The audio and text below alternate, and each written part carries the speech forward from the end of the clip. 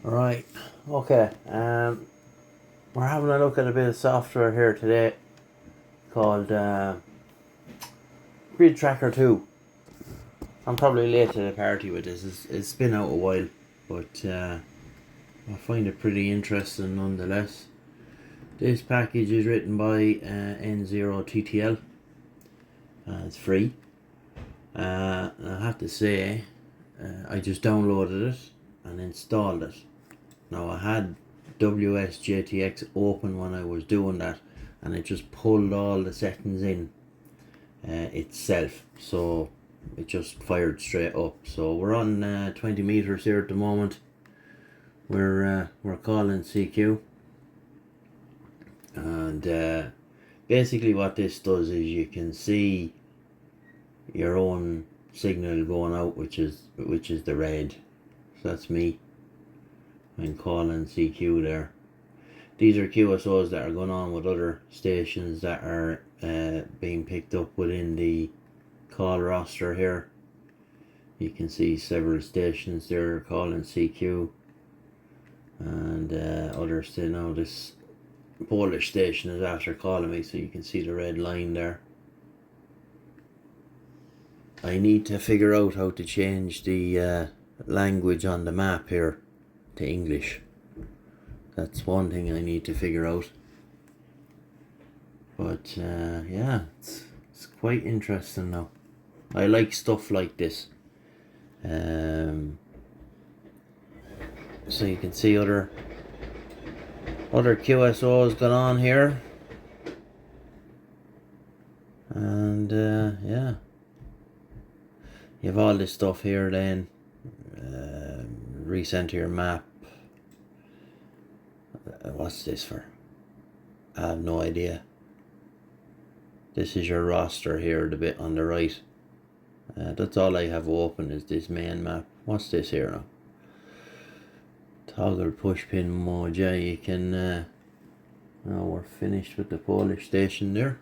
So we're calling CQ again, so you can have it as push pins rather than grids. Show stats. I don't need to look at that. It's just your own stuff. You can toggle the grey line, show the position of the moon. There's settings in there. And this has its ADIF as well. So that's another redundancy when it comes to backing up your log. You can see it there, it's getting quite busy now as it's populating.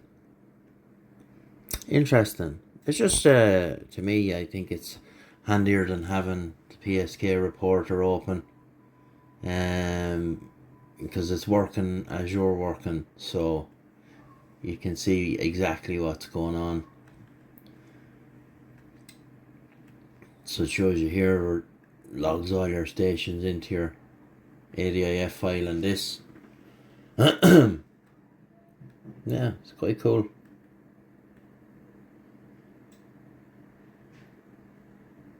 You can change up here if you're looking for specific things.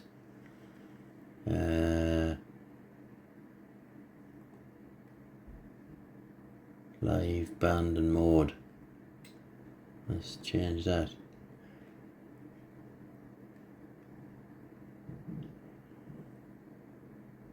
So who's calling me there? F5 LMJ in France.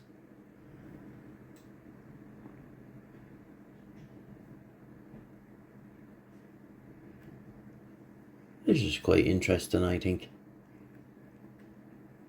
This has been out a good while, this software. I was looking up some stuff on YouTube recently and I seen this and I said, oh, let's have a go at that.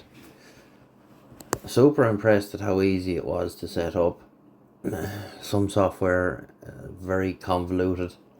At the moment I've got WSJT-X and JT Alert running on the other monitor, and log4om is always running.